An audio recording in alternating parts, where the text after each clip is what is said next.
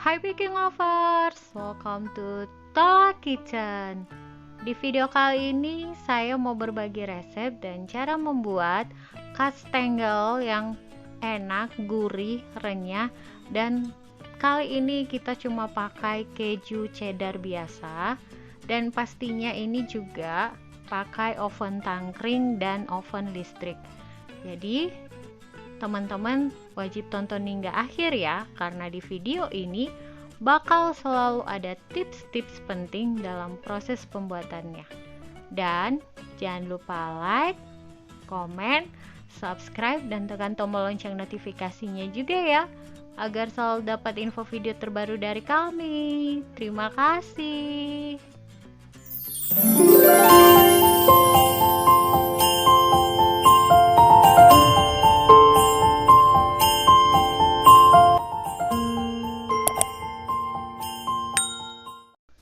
Pertama-tama siapkan 200 gram keju parut. Di sini saya menggunakan keju cheddar merek Kraft seperti ini.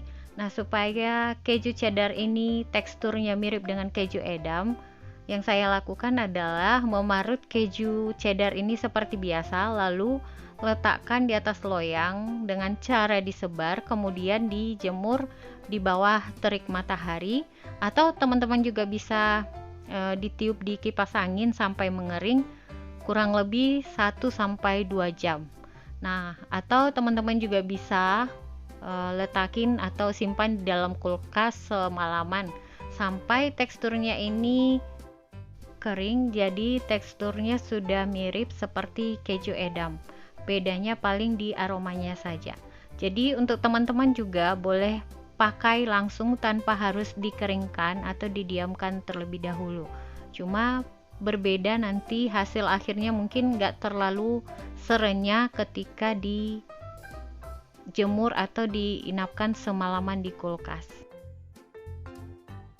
Kemudian siapkan 300 gram butter. Di sini saya menggunakan butter margarin seperti di video. Kemudian masukin ke dalam wadah. Nah, untuk margarinnya sendiri teman-teman juga boleh ganti pakai Blue Band atau apa yang teman-teman temukan di daerah masing-masing. Kemudian kocok atau mixer adonan butter margarin ini kurang lebih selama 1 menit saja pakai kecepatan rendah.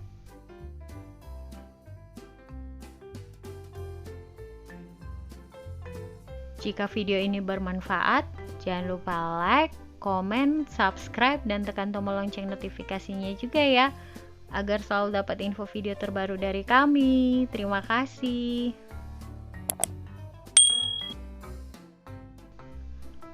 Kemudian setelah 1 menit matikan mixer, kemudian masukin keju parut.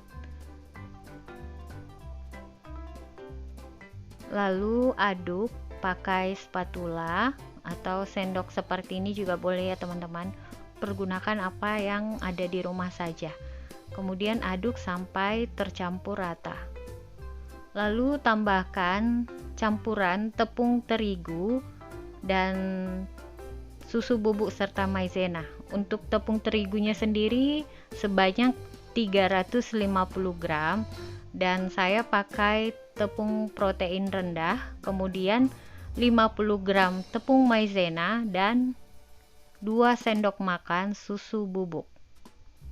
Kemudian ini kita ayak dulu, lalu kita aduk sampai semuanya tercampur rata.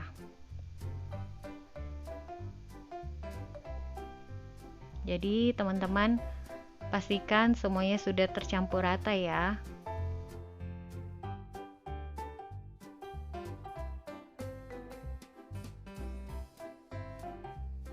Lalu untuk memastikan semuanya sudah tercampur rata, teman-teman boleh menguleni pakai tangan, tapi sebentar saja. Jangan terlalu lama, cukup memastikan aja semua adonan ini sudah tercampur dengan rata.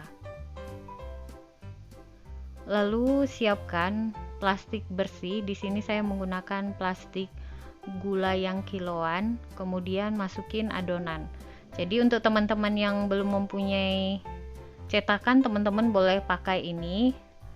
kemudian ratakan di dalam plastik, lalu gilas adonan. Nah, untuk alat gilasnya sendiri teman-teman juga boleh pakai botol sirup atau apapun yang ada di rumah teman-teman masing-masing. Nah, kemudian setelah rata seperti ini, gunting plastiknya tadi, sisi-sisi plastiknya, kemudian dibuka seperti ini, lalu kita gilas sebentar saja supaya lebih rata. Nah, kemudian untuk olesannya sendiri saya pakai 1 butir kuning telur, kemudian tambahkan 1 sendok makan minyak goreng.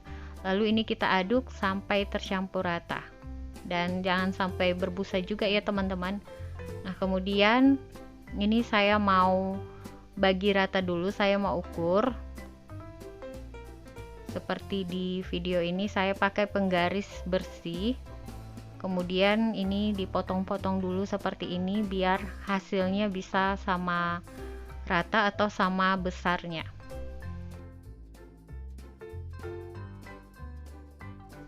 Nah, kemudian olesin dengan kuning telur tadi ke semua permukaan adonan, lalu taburi dengan keju parut.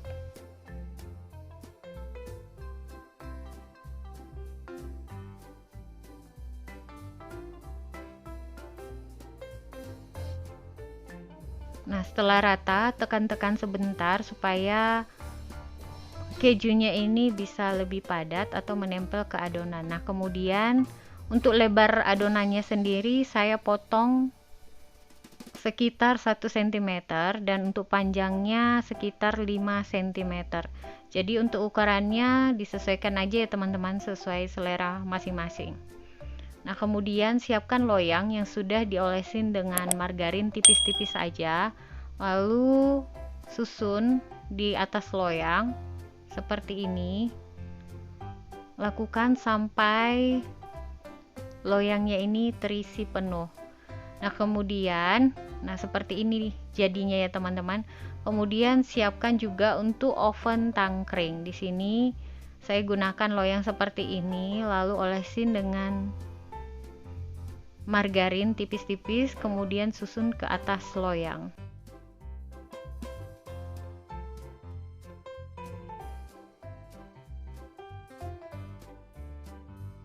Nah, ini dia hasilnya ya teman-teman. Kemudian jangan lupa sudah memanaskan ovennya terlebih dahulu. Mungkin saat tadi mencetak teman-teman boleh memanaskan ovennya terlebih dahulu. Lalu setelah dipanaskan, masukin adonan. Di sini untuk oven listrik saya gunakan 2 rak, satu di rak bawah dan rak paling atas. Kemudian ini kita panggang selama kurang lebih sekitar 40 menitan di suhu 150 derajat api atas bawah. Lalu untuk oven tangkringnya sendiri letakkan di rak tengah seperti ini, kemudian panggang pakai api sedang. Lalu setelah 20 menit pertama di oven listrik, jangan lupa untuk tukar posisi loyang supaya matangnya lebih merata. Jadi untuk posisi loyangnya sendiri yang dari bawah pindah ke posisi atas atau ke rak paling atas. Nah, untuk posisi yang atas tadi pindahkan ke rak paling bawah. Jadi supaya kastengelnya ini bisa matang dengan merata. Lalu untuk oven tangkringnya sendiri lakukan hal yang sama, pindah posisi juga, pindahkan ke rak paling atas di rak nomor 3. Lalu untuk lubang hawanya sendiri dibuka ya teman-teman, dan tetap pakai api sedang. Nah, ini dia hasilnya setelah 40 menit. Jadi untuk tingkat kematangannya teman-teman sesuaikan dengan oven masing-masing. Lalu untuk oven tangkringnya sendiri ini juga sudah matang merata. Jadi untuk oven tangkringnya di sini saya juga menggunakan atau membutuhkan waktu selama 40 menit sama seperti di oven listrik. Nah, ini hasilnya ya teman-teman untuk oven tangkring atau oven jadul. Lalu ini juga untuk hasil pemanggangan dari oven listrik. Jadi tadi teman-teman di oven listrik saya menggunakan 2 rak. Nah, untuk rak yang satunya tadi masih belum atau kurang matang. Jadi teman-teman bisa tambah waktu pemanggangannya di suhu yang sama dan kurang lebih 5 menit sampai 10 menitan dibakar atau ditambah waktu pemanggangannya. Nah, ini dia hasilnya teman-teman. Saya mau perlihatkan dulu hasil kematangan dari oven tangkringnya sendiri seperti ini. Hasilnya ini renyah dan tidak gosong. Warnanya juga mirip atau hampir sama dengan yang dipanggang di oven listrik. Nah, untuk oven listriknya seperti ini juga ya teman-teman. Warnanya juga merata. Sama-sama sudah coklat seperti ini. Hasilnya juga sama-sama enak, sama-sama renyah dan gurih.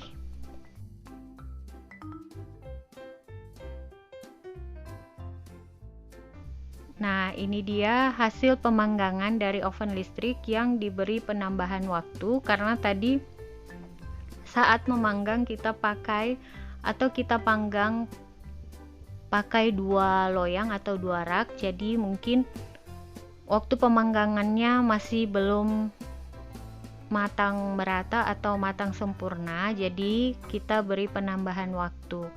Jadi untuk waktu dan suhunya teman-teman sesuaikan dengan oven masing-masing. Teman-teman wajib mengenali ovennya masing-masing ya. Nah, gimana cara buatnya? Gampang kan teman-teman? Oke, sekian video dari saya. Thanks for watching and see ya the next video. Bye bye.